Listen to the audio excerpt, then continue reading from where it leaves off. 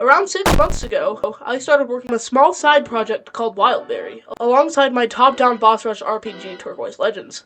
And somehow, it all started with erasers and pencils. This past July, I was getting pretty burnt out for Turquoise Legends, especially since it wasn't getting my channel anywhere. But I wasn't just going to give up game dev as a whole. It's something I really enjoy doing, and I don't intend to stop anytime soon.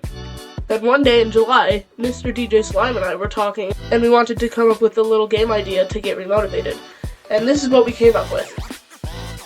A game where you play as a pencil, and there's an eraser boss and you have to go fight it. But then we didn't like that idea. So we came up with a second idea of a game where you play as a strawberry, and you need to escape the humans so you don't get eaten.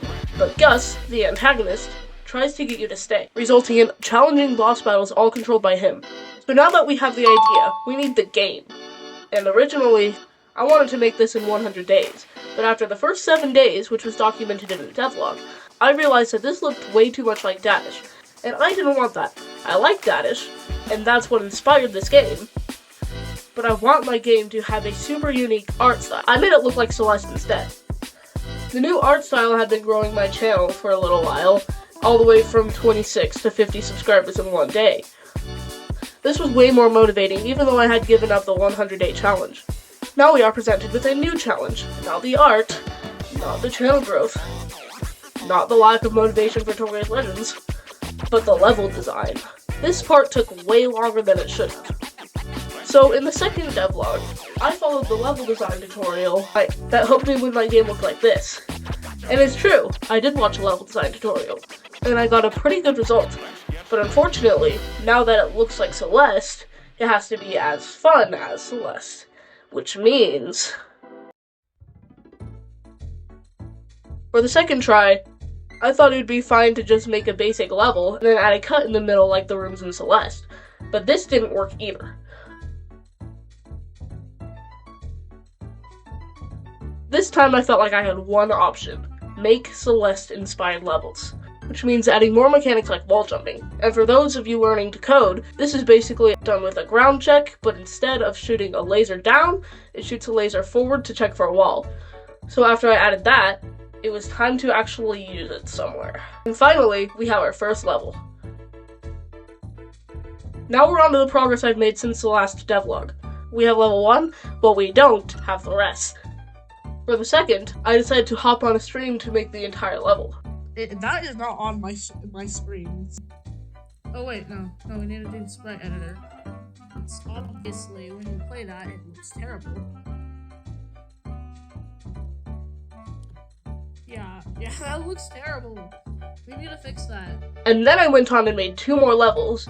Definitely not just so I could have good screenshots for the Steam page when I eventually make one. I've been waiting to make the first boss battle for a long time, again. Definitely not just to have content for the Steam page. Let me introduce you to Charles. Charles the Cherry.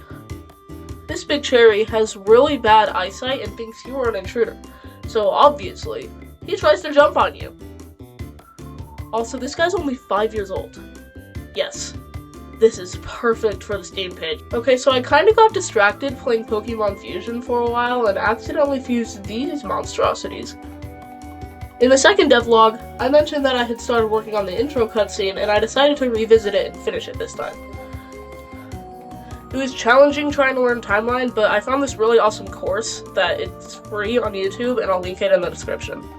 And then I decided I didn't like how big the camera was and had to remake all of the levels.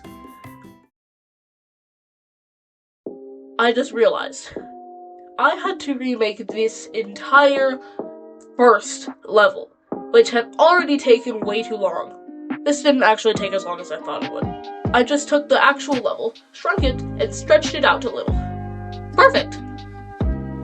And then somebody told me that not having a color palette was a bad idea. Probably good advice, but I'm not a nerd, so I'm definitely not going to use a color palette. I found this one on LostSpec, and it's pretty cool, so I think I'm gonna use it. And that's where I am now. Currently, I'm trying to get all the art done before we get a Steam page up. Hopefully sometime this week. I'm also not sure if you noticed, but I made a Discord server, and the link is in the description, and I will see you next time.